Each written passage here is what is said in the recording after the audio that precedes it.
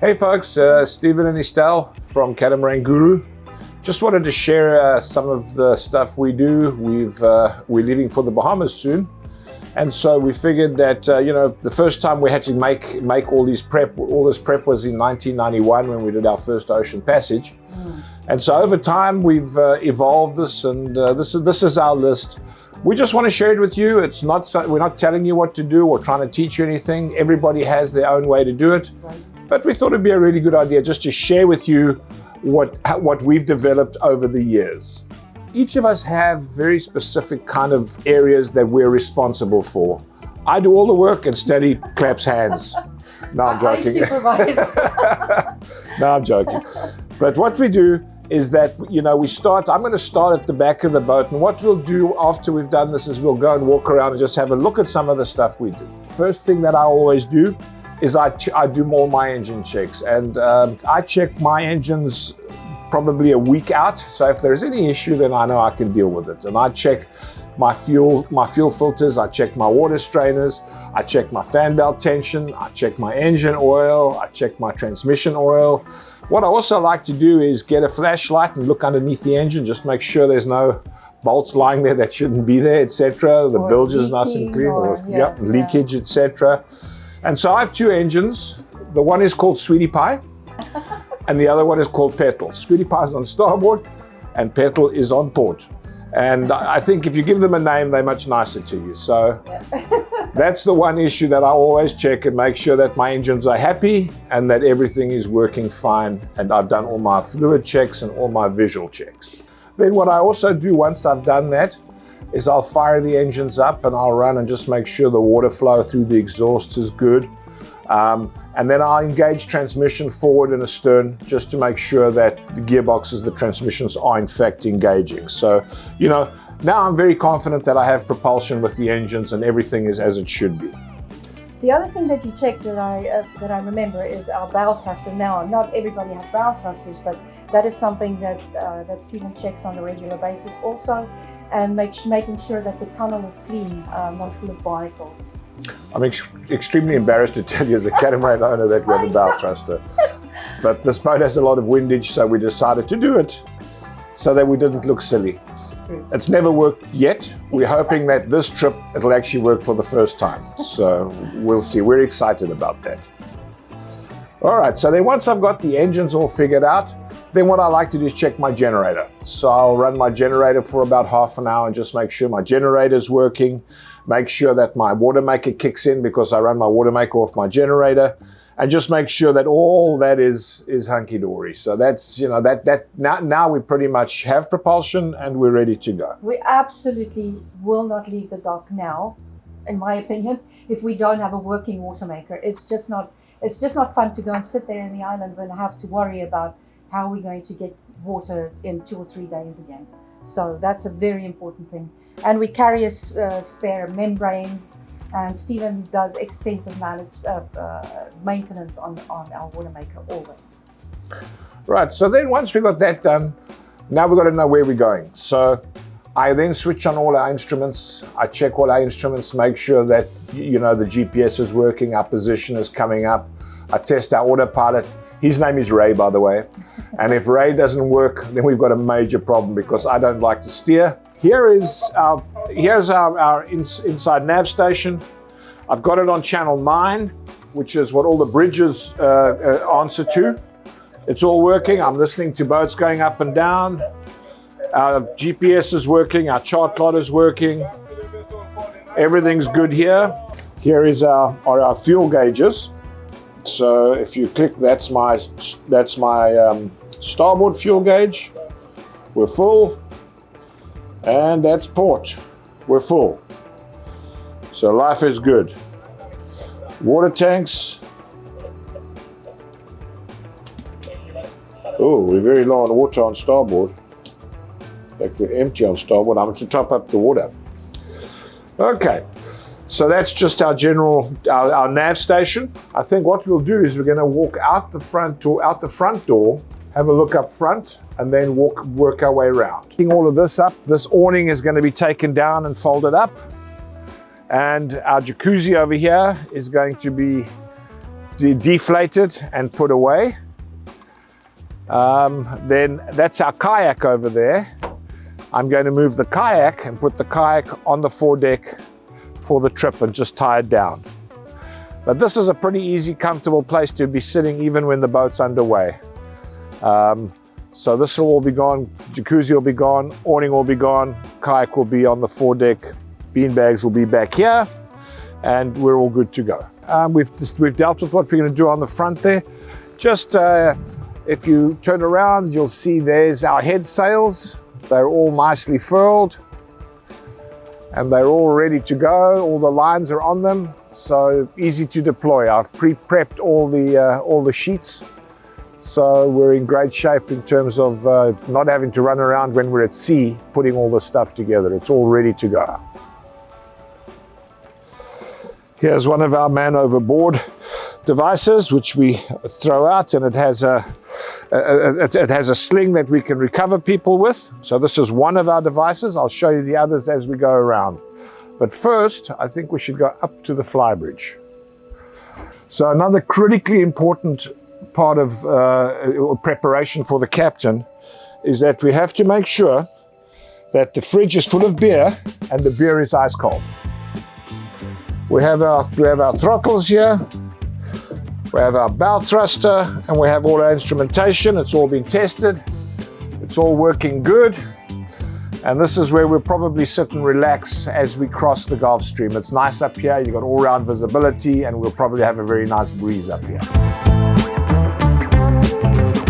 So now all my sails are in good shape. I know that all my sails are working. I've used both my winches, so I know both my winches are working. So I now also have engine propulsion and I have sail propulsion figured out. Two main issues for me. And then what about fuel? Well, we've heard of people running out of fuel. Now that is unbelievable, but it happens. So we make sure that we have our tanks are topped off completely. Yeah. Same with the propane gas, right? Exactly. And I went round to the fuel dock and I got my ethanol-free fuel. So I've got spare fuel, my dinghy's fueled. And then I brought it back and I put it on the davits and I've double and triple tied it. As you can see, it's got a stern line holding it in here. Then it has the block and tackles. Then it has the cross brace. So you see the cross brace there. The cross brace stops it moving backwards and forwards. And then on this side, I have it lashed again on, and it's actually sitting on some little fenders at the bottom there. So this dinghy is not going to move anywhere. It's happened to me once that my dinghy came loose on davits in a running seaway. It's not something you want to have happen to you. Yeah. So we're ultra careful. We have our dinghy very, very well secured so that we don't have to be fishing a dinghy out the water in the middle of a running seaway. I've been watching the weather for the last week now. I'm just watching the trends to see that there's nothing out in the Atlantic and just see what the weather trends are right now. We can expect easterlies when we leave tomorrow. Tomorrow's going to be light. Monday's going to be super light. Tuesday's going to pick up. Well, geez, it's a shock, isn't it? Of course. Our dock it's going to rain. Our dock is booked for Tuesday at West End. So, but it's going to be easterlies 10 to 15. That's pretty much crossing the Gulf Stream. It's no big deal. So we'll be around about here at 8 in the morning. You can see it's picking up to 15 over here at 11 o'clock. Sorry, 11. At 11 o'clock, it pretty much drops way down. It's 10 degrees. We'll be out here somewhere, so we'll probably be seeing 10 knots easterly as we make our way up to West End here. We accept that we're going to probably burn some diesel to get to West End. We'll put up our main. We always put our main up when we're motoring because there's always some assistance from your main. So when we go to the mouth of Port Everglades, we'll hoist our main. And we'll fire up. We'll have our engines fired up, and we'll basically motor and get into the stream and make a course for West End, Bahamas, which is where we're going to make entry and where we have a dock booked. And we're going to stay there for a while until we can do our second test, our second COVID test, and then we're free to roam the Bahamas. And come in, and this is the marina where the fuel dock is. This is where we're going to come in, and this is where we're going to check in. And then we'll probably get a dock over here somewhere. Probably we normally get given this dock here. So we'll probably just pull in there, and that's where we'll spend the next few days. So we have a passage plan. Our passage plan is really simple. It's from the mouth of Port Everglades to West End. We'll probably be hitting a course of about 85 degrees because we'll be going sideways. So West End is probably 60 degrees, 60 to 65 degrees course from the mouth of Port Everglades. But we'll obviously, with the Gulf Stream pushing us, we will be sort of facing or heading, making a course of about 80 or 90 degrees. What I normally do when I leave is I head out straight due east and get as far into the Gulf Stream as I was heading east. And then when the current picks me up, then I bear away and I let it carry me up to West End. We'll also fill our water tanks. We never leave a dock without our full water tanks. The other thing we did yesterday is we got some cleaners on board to help us clean the boat. It's become a lot more difficult to clean the boats as they get bigger. So we got lazier, I guess, but we got the boats cleaned yesterday, and I had a diver go down and clean our bottom, clean our props, make sure that there's no growth or anything on our props, and make sure that everything underneath there is in good shape. I don't want to find out in the middle of the Gulf Stream that something is wrong with a propeller or a rudder or something like that. So that's what that was done yesterday. So we're done a lot of provisioning. Stelly's we're going to go and do a final shop tomorrow, just the final fresh stuff, etc. Put that on board. Yeah, we've done all the dry goods.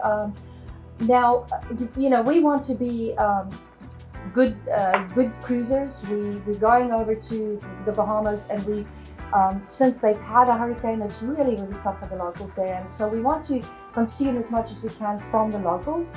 And that's what we're planning to do. But there are things that are hard to get or is very, very expensive. So, I've stocked up fairly well on all of those items.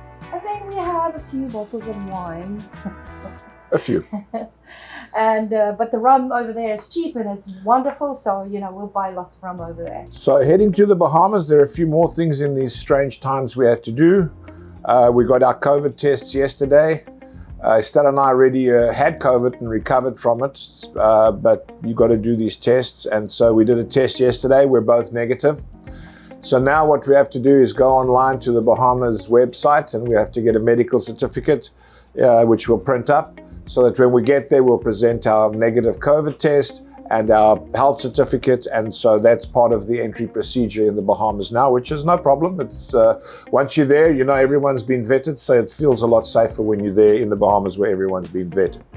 We're happy to just follow the procedure and follow the rules. So then the other check that we do is our safety gear. We make sure that our harnesses are all in place. We know where it's at.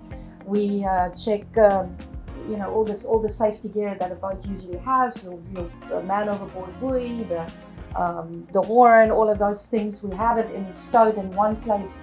We know where it is, and we know that it all works. And then the other thing is we have a very extensive medical kit, because we've been offshore so many times. So we have things like splints and antibiotics and all kinds of stuff that we can fix ourselves or fix someone else to a degree at least when we're offshore or when we're far away from medical help.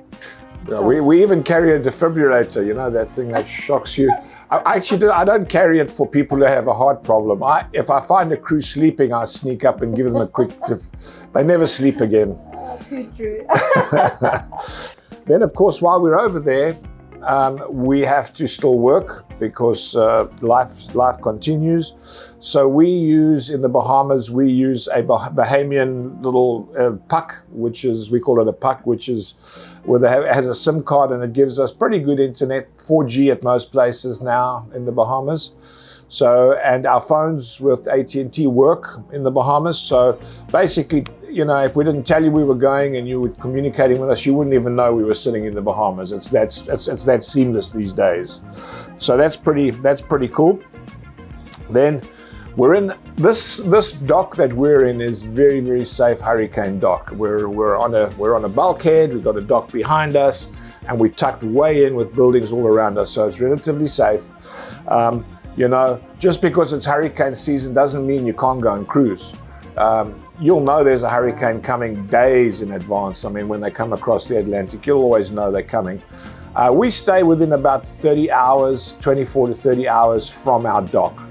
So if something does develop suddenly or we see something coming, within probably 24 hours, if we really push it hard, we can be in this dock. We have all our hurricane lines. We have a complete hurricane plan. So, you know, we're going to cruise and enjoy this time of year, which is gorgeous cruising this time of year in the Bahamas. Really. It's absolutely magnificent.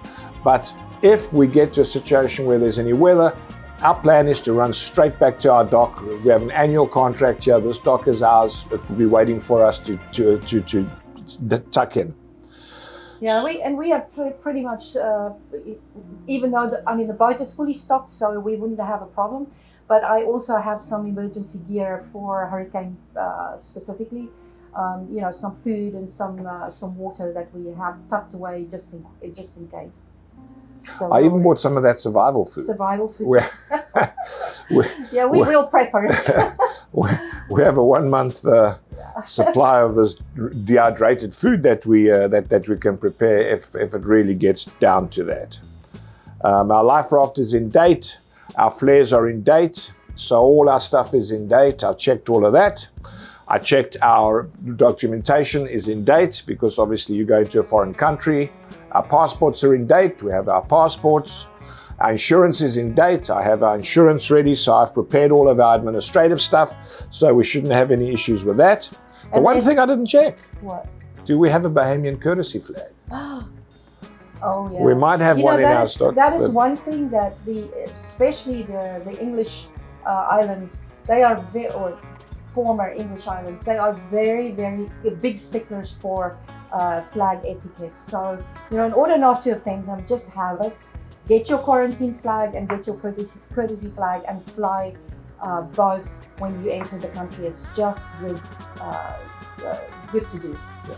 Yeah, flag etiquette's a fun thing anyway. It's nice. It's nice to keep the nautical traditions and fly the right flags, etc.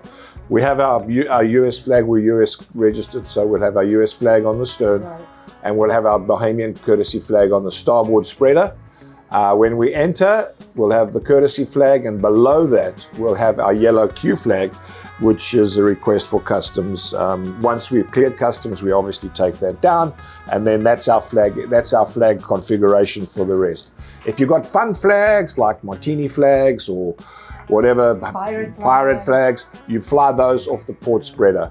Everything, you keep your courtesy flag is always on the starboard spreader, and you try and keep that higher than any other courtesy flags that you have on your mast. A lot of people don't care, but we just like to follow the correct etiquette.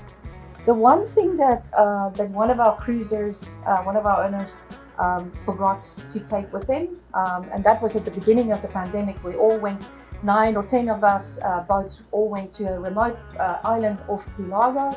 There was nowhere to go on shore, and they forgot their prescriptions. Now, Stephen and I don't take any medications, but some people do. And if you are going to go somewhere out of the way, just make sure that you have your prescriptions on board and have it all vetted. Mostly Estelle is responsible inside. She makes sure things are packed away, etc. My job is to make sure that the rig's good and sort of the outside is okay. We have a kayak that has to be secured. Our jacuzzi has to be folded up. We have all the toys that we're going to deploy when we get to the Bahamas. But we have to take all our blinds down, all our awnings, and put them away and tighten the vessel for sea. You know, when you want a nice tight ship, even if you expect a smooth passage, you just want it to be as tight as possible. We are so excited about going to the Bahamas. It's going to be absolutely fantastic. All our checks are done.